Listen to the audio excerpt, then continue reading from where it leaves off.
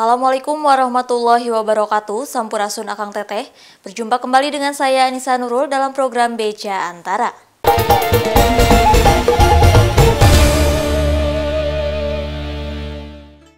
Terkait rencana pemberlakuan pembelian minyak goreng curah menggunakan aplikasi Peduli Lindungi, Dinas Perindustrian dan Perdagangan Kota Cilegon yang mengaku siap mendukung kebijakan pemerintah masih menunggu arahan dari pemerintah pusat.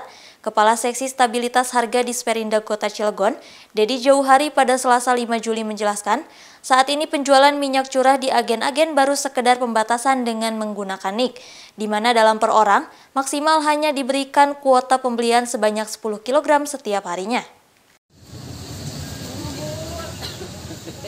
Dinas Perindustrian dan Perdagangan Kota Cilegon hingga kini masih menunggu arahan dari pemerintah pusat terkait kebijakan penggunaan aplikasi Peduli Lindungi pada pembelian minyak goreng curah bersubsidi.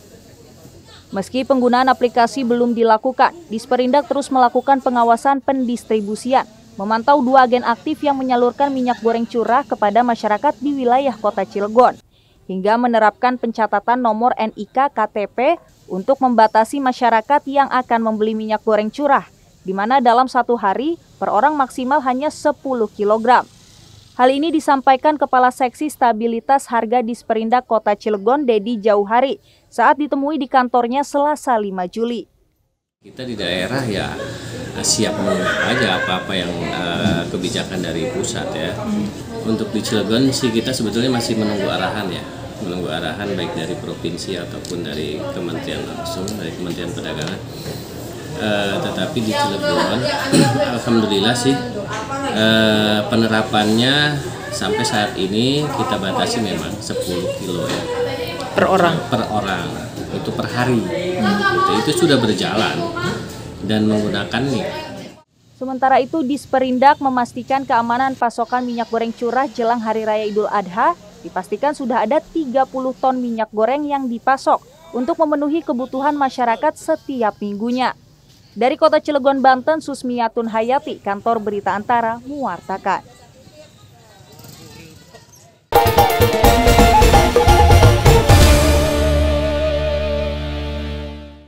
Masing-masing daerah di Indonesia diharapkan bisa menyediakan anggaran khusus untuk mengatasi masalah lingkungan hidup. Hal ini disampaikan Kepala Dinas Kementerian Lingkungan Hidup dan Kehutanan Pemerintah Provinsi DKI Jakarta, Asep Kuswanto, dalam acara peningkatan kapasitas dalam rangka implementasi pengendalian dampak bencana iklim kota-kota di Indonesia di Jakarta pada Selasa 5 Juli. Kepala Dinas Kementerian Lingkungan Hidup dan Kehutanan KLHK Pemprov DKI Jakarta Asep Kuswanto berharap masing-masing daerah bisa menyediakan anggaran khusus untuk mengatasi masalah lingkungan hidup. Pada acara peningkatan kapasitas dalam rangka implementasi pengendalian dampak bencana iklim kota-kota di Indonesia yang berlangsung di Jakarta pada Selasa 5 Juli 2022. Asep mengatakan ada 30 kota yang diajak berdiskusi mengenai masalah lingkungan dan dampaknya untuk masa depan. Menurut Asep, kegiatan ini dapat meningkatkan kesadaran untuk menangani masalah iklim seperti polusi udara, pengurangan emisi, dan lainnya secara berkelanjutan. Jadi sama-sama nanti setelah ada pemahaman ini, kita coba implementasikan hasil dari acara ini untuk di daerahnya masing-masing. Dan mudah-mudahan dengan hadirnya DLH dan Bapeda bisa mengalokasikan anggaran atau budgeting khusus untuk masalah lingkungan hidup, utamanya dalam masalah iklim. Salah satu poin penting yang menjadi pembicaraan pokok pada diskusi ini adalah masalah pengurangan emisi. Asisten Perekonomian dan Keuangan Setda Provinsi DKI Jakarta Sri Haryati mengatakan di Jakarta, upaya mengurangi emisi adalah melalui penyediaan transportasi publik yang ramah lingkungan. Tapi pasti concernnya adalah bagaimana emisi itu bisa kita turunkan, bagaimana penyerapan dari gas rumah kaca sendiri juga bisa kita serap dengan tinggi gitu. Concernnya ke situ. Melalui apa? Ya tadi salah satunya transportasi. Itu saya terangkan Jakarta itu ya, bagaimana transportasi kita itu tadi public transport, kendaraan emisi yang rendah emisi atau non emisi itu kita juga tingkatkan terus. Dari pertemuan ini diharapkan bisa jadi pemantik untuk diskusi lanjutan yang diselenggarakan oleh kota-kota lainnya di Indonesia. Sri juga mengajak seluruh elemen masyarakat dan lintas lembaga untuk bersama-sama membuat program guna mencari solusi terkait masalah lingkungan dan perubahan iklim. Dari Jakarta, Maria Sisilia, Rijalul Fikri, Kantor Berita Antara, mewartakan.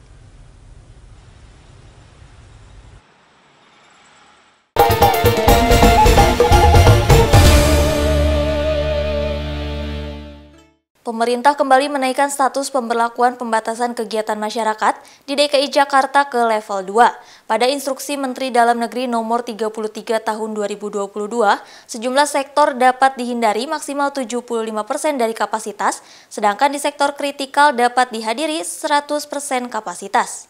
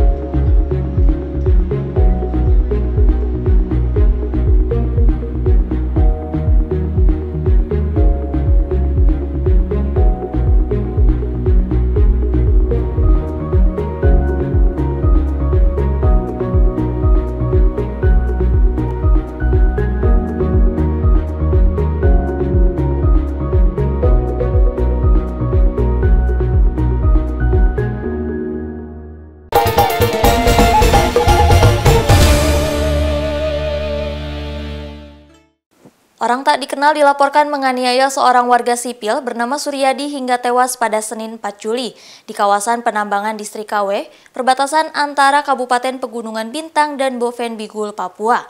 Di Treskrimum Polda Papua, Kombes Pol Faizal Rahmadani menyampaikan Satuan Tugas Operasi Damai Carten Zakan dikirim ke Distrik KW guna berupaya melakukan evakuasi jenazah untuk diterbangkan ke Jayapura, Papua.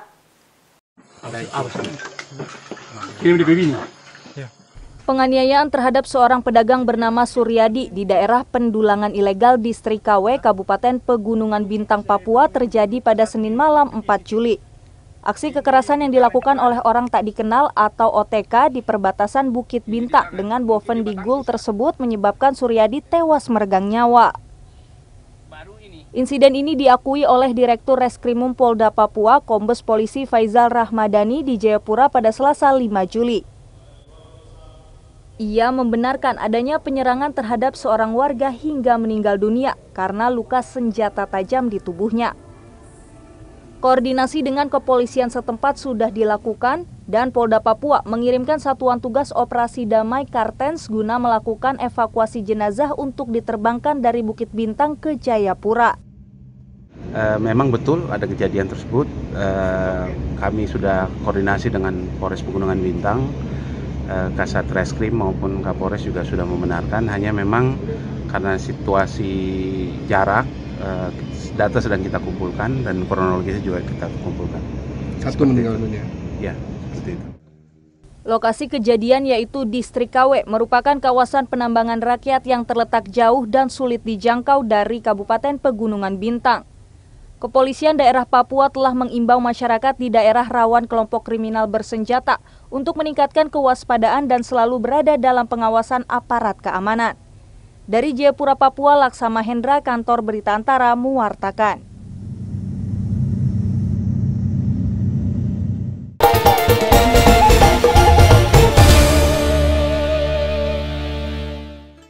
Menyusul pemberlakuan kenaikan tarif listrik kepada golongan masyarakat kategori tarif rumah tangga 3.500 volt ampere ke atas dan golongan pemerintah, per 1 Juli PLN Unit Pelaksana Pelayanan Pelanggan Kendari mulai melakukan sosialisasi, di mana mereka mencatat ada 12.206 pelanggan di wilayah kerjanya yang terkena penyesuaian tarif adjustment tersebut.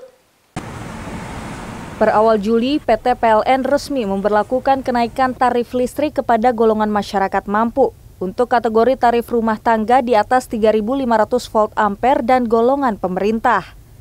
Untuk itu, PT PLN Unit Pelaksana Pelayanan Pelanggan atau UP3 Kendari mulai menyosialisasikan hal tersebut kepada segenap kalangan masyarakat. Utamanya kepada mereka yang mengalami atau terkena penyesuaian tarif tersebut dengan menghadirkan pihak-pihak terkait yang ada di wilayah lingkup kerja PLN UP3 Kendari. Di mana di wilayahnya, seperti dijelaskan manajer PLN UP3 Kendari, Albert Syafaria, pada 5 Juli terdapat 12.206 pelanggan kategori tarif rumah tangga di atas 3.500 VA ke atas dan golongan pemerintah yang terkena kenaikan atau penyesuaian tarif. Atau lebih tepatnya 2,57% dari jumlah pelanggan total kami sebanyak 475.000-an pelanggan yang terdata per Mei 2022 kemarin. Dari 17 kabupaten dan kota di Sultra, wilayah kerja PLN UP3 Kendari meliputi 9 kabupaten dan kota, di mana menyediakan 7 unit layanan untuk itu. Dari Kendari, Sulawesi Tenggara, Saharudin, Kantor Berita Antara, mewartakan.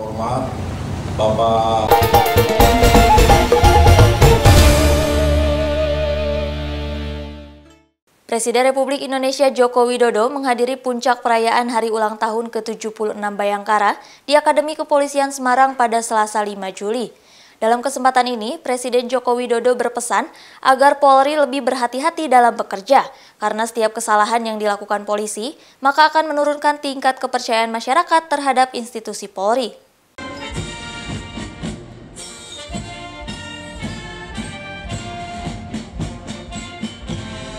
Presiden Republik Indonesia Joko Widodo meminta agar institusi Polri mampu menjalin komunikasi publik dengan baik guna meningkatkan kepercayaan masyarakat terhadap Polri. Hal ini disampaikan Presiden Jokowi saat upacara puncak Hari Ulang Tahun ke-76 Bayangkara di lapangan Bayangkara Komplek Akademi Kepolisian Akpol Semarang Selasa 5 Juli 2022. Presiden Jokowi juga berpesan agar seluruh personil Polri lebih berhati-hati dalam bekerja, karena setiap kesalahan atau kecerobohan yang dilakukan polisi maka akan menurunkan tingkat kepercayaan masyarakat terhadap institusi Polri. Bahkan pesan khusus disampaikan Presiden Jokowi untuk kemajuan institusi Polri, seperti diantaranya Polri diminta tetap siaga dalam penanggulangan COVID-19, serta polisi harus lebih maju dan berinovasi dalam penguasaan teknologi guna menunjang kinerja. Dalam HUT ke-76 Bayangkara kali ini, Presiden juga memberikan tanda kehormatan Bintang Bayangkara Nararya kepada 3 anggota Polri yang telah berjasa memajukan dan mengembangkan institusi Polri.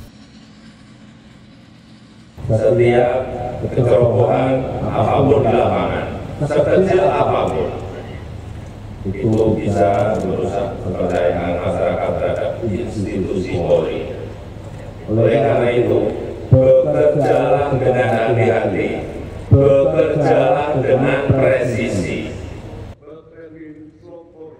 Selain dihadiri pejabat tinggi kepolisian dari Mabes Polri seperti Kapolri Jenderal Polisi Listio Sigit Prabowo hingga pejabat tinggi Polda jajaran dari seluruh Indonesia, upacara HUT ke-76 Bayangkara di Akpol Semarang juga dihadiri Panglima TNI Jenderal TNI Andika Perkasa dan sejumlah Menteri Kabinet Indonesia Maju, serta Presiden kelima Republik Indonesia Megawati Soekarno Putri, dan mantan Wakil Presiden Republik Indonesia seperti Tri Sutrisno, Hamzah Has, dan Yusuf Kala. Peringatan HUT ke-76 Bayangkara semakin meriah dengan adanya atraksi terjun payung oleh 41 penerjun dari personil TNI dan Polri, hingga pertunjukan tari-tarian yang menggambarkan keberagaman seni budaya Indonesia. Dari Semarang, Jawa Tengah, Suryo Wicaksono, Kantor Berita Antara, mewartakan.